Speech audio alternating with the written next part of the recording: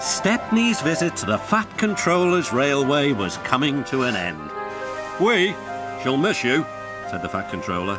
Then he turned his attention to all the other engines. "My railway is very busy and I am pleased with you, but you need help.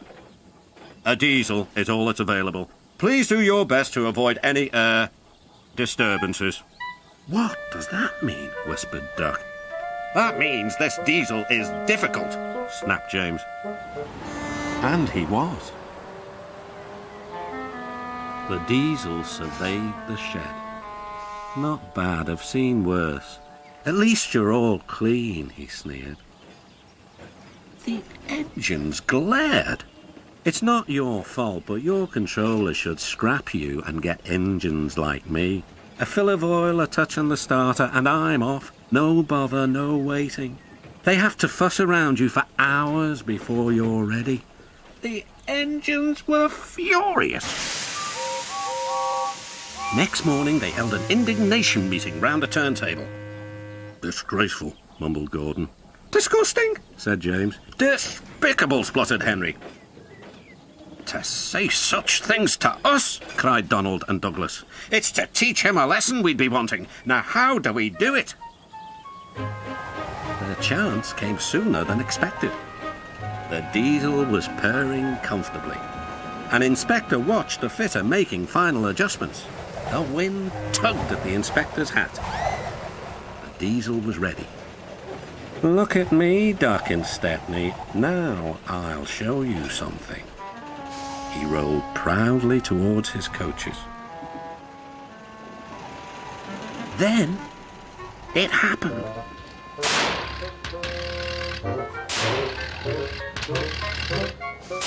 Shaking and spluttering, the diesel stopped. Meanwhile, the inspector was looking for his hat.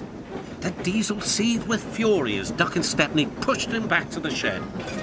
"My hat!" exclaimed the inspector. "You've sucked it through your air intake."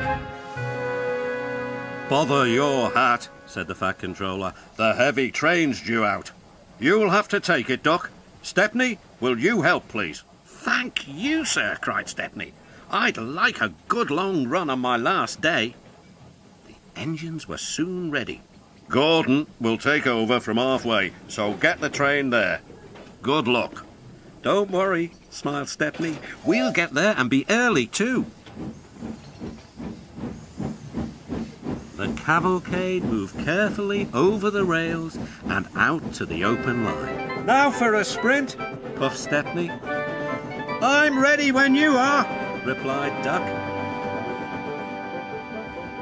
Soon they were whizzing through Edward Station.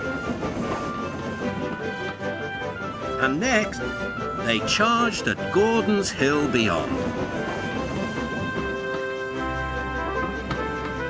They felt the drag of the heavy coaches here. It was hard work.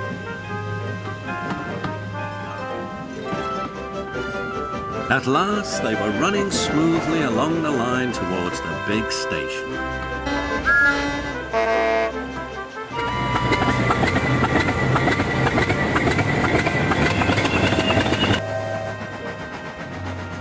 "Hello," said Gordon. "You're early. That's one in the headlamp for old Diesel." "James says he's sick as boiler sludge and sulking in the shed." "Serves him right for saying we're out of date." And Gordon chortled away. Next day, everyone came to say goodbye to Stepney. "Come back and see us soon," whistled the engines. "And you are always welcome on my Bluebell Railway too," replied Stepney. Then he puffed away. And what about Diesel? He'd slipped out whilst no one was looking. He said goodbye to no one but left two things behind: a rather nasty smell and a battered bowler hat.